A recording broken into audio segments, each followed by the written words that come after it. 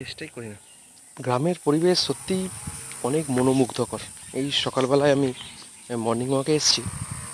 আমার বাড়ি অ্যাকচুয়ালি হাওড়া, কিন্তু এখন আমি কর্মসূত্রে থাকি মেদিনীপুরের একটা গ্রামে। সেখানে যখন আমি এসছি মর্নিং ওয়াকে, দেখুন কত সুন্দর চাষ হয়েছে, এদিকে ছাগলরা আছে। একদম সকালবেলা কত ব্যস্ততার মধ্যে আসছে। খুব সুন্দর পরিবেশটা দেখেই কত সুন্দর লাগছে।